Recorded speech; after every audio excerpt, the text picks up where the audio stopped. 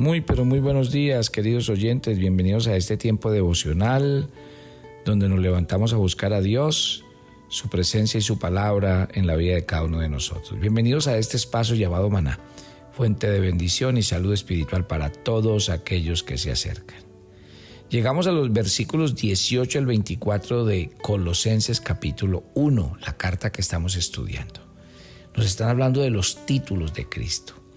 Y este es hermoso porque llegamos al verso 18 y Pablo dice, Él es también la cabeza del cuerpo, que es la iglesia, el principio, el primogénito de entre los muertos, para que en todo tenga la preeminencia. Jesucristo es planteado en este pasaje como la cabeza de la iglesia.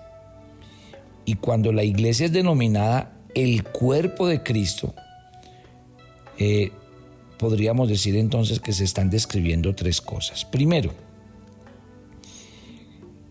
lo primero que tenemos que decir es que hay una vida de relación, hay una conexión vital.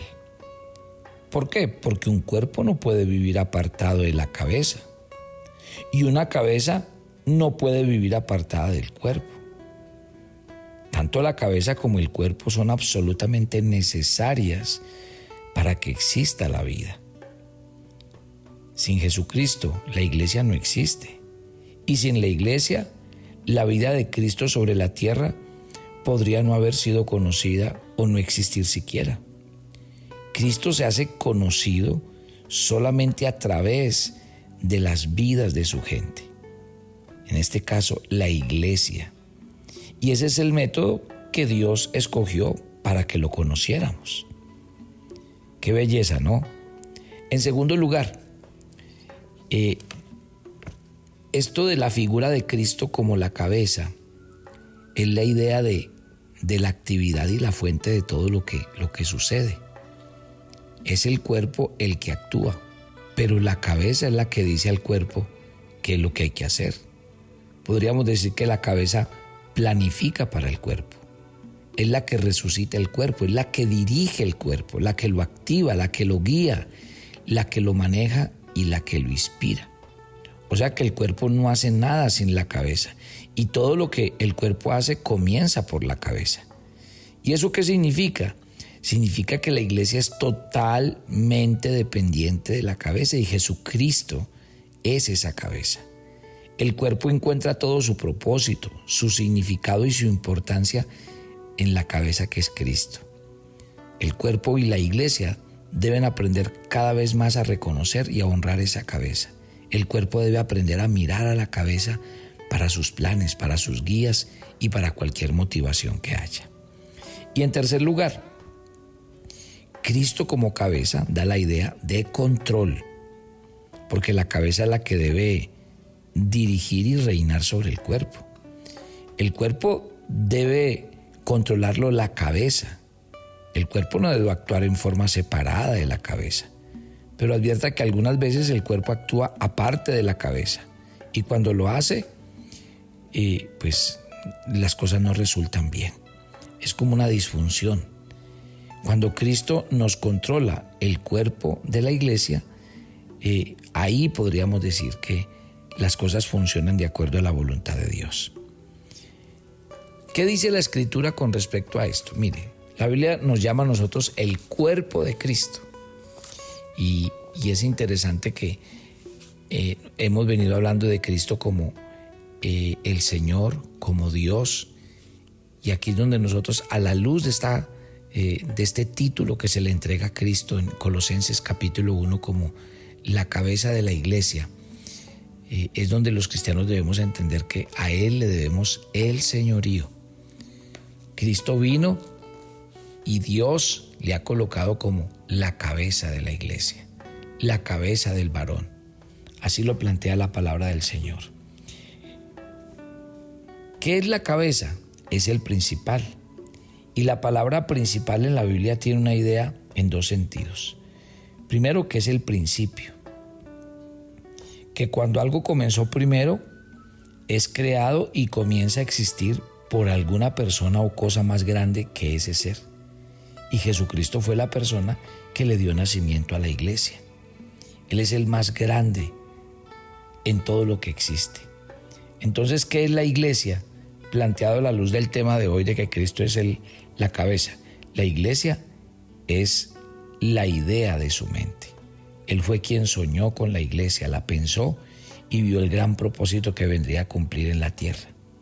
La iglesia es el plan de su corazón, porque él vio cómo podría fundarse la iglesia y construirla en la tierra, y su corazón así lo deseaba. La iglesia es el deseo de su voluntad, porque él lo deseó, por lo tanto tuvo la voluntad de crearla. La iglesia es la actividad de sus manos, de su vida. Jesucristo vino a la tierra y nació, pero mire que dejó establecido todo el fundamento para que la iglesia siguiera sus obras. La iglesia es el resultado de su amor. Él amaba al mundo, por lo tanto, él fundó su iglesia y alcanzó a todo el mundo a través de su iglesia. Y la iglesia es el sujeto de su cuidado. ¿Por qué? Porque él cuida y protege el bienestar de su iglesia, asegurándose que cumple el propósito aquí en la tierra. El punto es este: Jesucristo comenzó la iglesia. Él es el principio y él es el poder que fundó y le dio vida a la iglesia. En la palabra de Dios y en el estudio que estamos haciendo en el versículo de hoy, Jesucristo es la persona, la única persona que debe honrarse y reconocerse como el principio de la iglesia que Dios creó en la tierra. Ninguna otra persona puede usurpar ese lugar. Cristo es la cabeza, es el Señor. Y el otro aspecto al que se refiere la palabra principio significa primero, pero en el tiempo. Y Jesucristo fue la primera persona de la iglesia, porque Él fue el que la comenzó. Él fue el primer miembro, Él fue el fundador y el más glorioso de toda la iglesia. Todos los que venimos a la iglesia, lo seguimos a Él. Entonces, este significado tiene algo inmenso.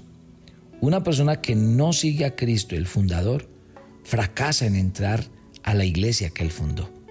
Una persona puede sentarse en el edificio, escuchar la voz de un predicador, pero a menos que siga a Cristo, obviamente no va a estar en el cuerpo y en el movimiento fundador de la iglesia. ¿A quién debemos seguir? A Cristo. Estamos en el versículo 18 de Colosenses capítulo 1. Y dice entonces que también este versículo que Jesucristo, además de ser la cabeza de la iglesia, es el primogénito de entre los muertos. Y aquí también hay 3 caminos que nos muestran a este Cristo resucitado. En primer lugar, recuerden que la resurrección de Cristo no es otra cosa sino la razón principal de la existencia de nosotros como hijos de Dios y de la iglesia como tal. Pablo nos dice que si Jesucristo no hubiera resucitado, no habría iglesia. Dios ama al hombre y desea que el hombre viva para siempre en su presencia. Él lo hizo posible a través de la resurrección de Jesucristo y del establecimiento de la iglesia. Lo que sucedió fue lo siguiente, mire, Jesucristo se transformó en la primera persona que resucitó de entre los muertos y que nunca más debía morir otra vez. Él ha resplandecido el camino de la conquista de la muerte. Y como Él lo ha hecho, Él es el primero, Él es el modelo, el precursor, el hombre ideal en la conquista de la muerte. Por lo tanto, cuando una persona verdaderamente cree en la resurrección de Cristo, Dios toma esa creencia y cuenta a la persona como un ser viviente en Cristo. Por eso es que este versículo dice que Jesucristo es el primogénito de entre los muertos. ¿Qué advierte este mensaje? Obviamente es un mensaje de esperanza, porque es la gente que cree en la resurrección de Cristo la que hace a la iglesia. Y eso es lo que la iglesia es, un cuerpo de personas que ha confiado en el poder de la resurrección de Cristo para conquistar la muerte para ellos y para transferirlos a la presencia eterna de Dios. Recuerde esto, sin la resurrección de Cristo no habría esperanza ni mensaje para la humanidad. Cuando hablamos de la resurrección de Cristo y de la iglesia, son 2 factores unidos. ¿Por qué? Porque todas las personas que sinceramente creen en la resurrección de Cristo, ese es un verdadero miembro de la iglesia del Señor. Y todos los miembros verdaderos de la iglesia son personas que han creído sinceramente en la resurrección de Cristo. No existe persona que sea miembro verdadera de la iglesia que no haya creído en la resurrección del Señor. Y no existe persona que sea miembro verdadero de la iglesia de Dios que no haya creído en la resurrección. ¿Sí ven lo interesante de lo que estamos hablando esta mañana? La resurrección de Cristo es el poder por el cual la iglesia debe vivir. ¿Por qué? Porque la resurrección de Cristo prueba que existe un poder enorme, ilimitado, disponible para vivir y conquistar todos los enemigos de la vida. La iglesia entonces deben vivir como seres humanos resucitados, con una nueva vida, con un nuevo poder, con todo lo que Dios ha entregado para nosotros. Ya no debemos vivir en la derrota, en la frustración, en el pasado. Claro que no. Este versículo 18 termina diciendo, no solo nos dice que Cristo es la cabeza del cuerpo, que es la iglesia, también nos dice que Jesucristo es el primogénito de los muertos. Pero ojo con esta declaración que también está en el verso 18, que Jesucristo es supremo entre todas las cosas y que Dios Padre tiene solo un Hijo, el Señor Jesucristo, que es Dios. Dos puntos importantes para que hagamos una oración. Jesucristo es la persona preeminente en el universo, porque Él murió, pero se elevó nuevamente para la salvación de los hombres. Y es porque Cristo era perfectamente obediente a Dios, y el Padre en la muerte y en la resurrección de entre los muertos dio a su Hijo preeminencia sobre todas las cosas. Otra forma de decirlo es que Dios Hijo vino a la tierra por su voluntad para morir y resucitar otra vez para la salvación del hombre. Por tanto, Dios Padre, que está unido para amar a Dios Hijo con un amor supremo, está unido para hacer todo por Cristo y para darle a Cristo la preeminencia en todas las cosas. Si ven, Dios Padre solo tiene un Hijo y es el Señor Jesucristo. Dios Hijo fue perfectamente obediente al venir a la tierra para morir por el hombre, para resucitar de entre los muertos. Por lo tanto, Dios Padre está unido para amar a su único Hijo con su amor supremo y está unido para hacerlo todo y arreglar todo para que se centre alrededor de su único Hijo.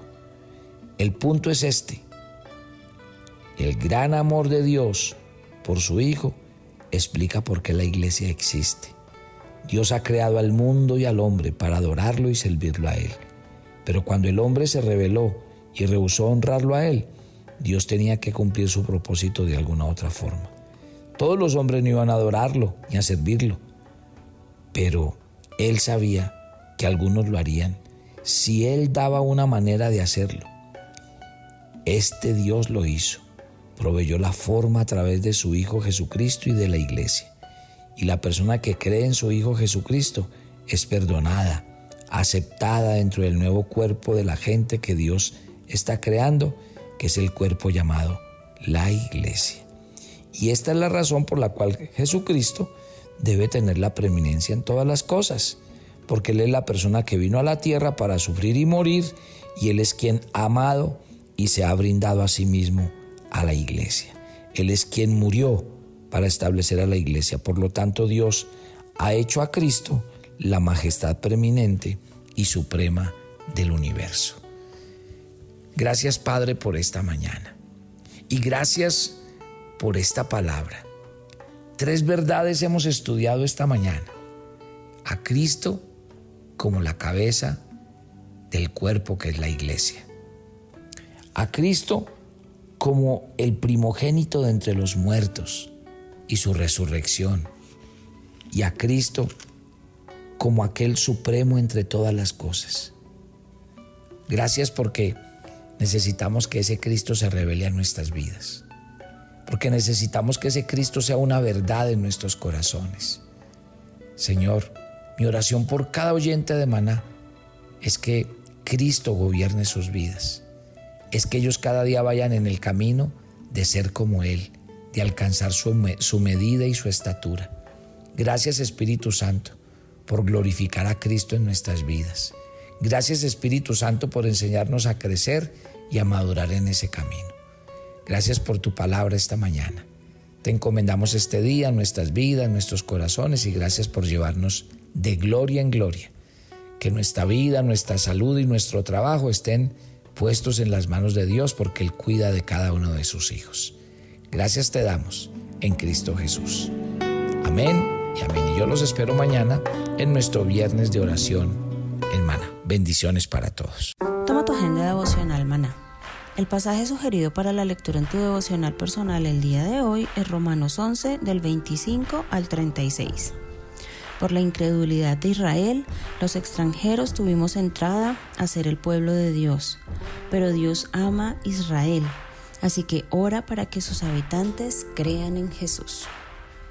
Te invitamos ahora a que respondas las preguntas que encuentras en tu agenda, que te llevarán a conocer cada vez más a Dios y crecer en tu vida espiritual. Y para confirmar tus respuestas, visita nuestra cuenta de Facebook Devocional Maná.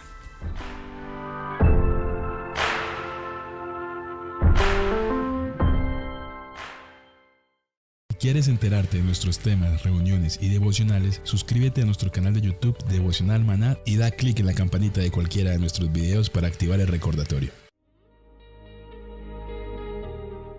El maná era diario. Se recogía muy temprano en la mañana. Cada uno recogía según su necesidad y se recogía por familias. Pero muy buenos días. Bienvenidos a este tiempo devocional donde nos levantamos a buscar a Dios, su presencia y su palabra en la vida de cada uno de nosotros. Maná, el alimento espiritual diario que no puede faltar en nuestras vidas. Conduce Carlos Ríos.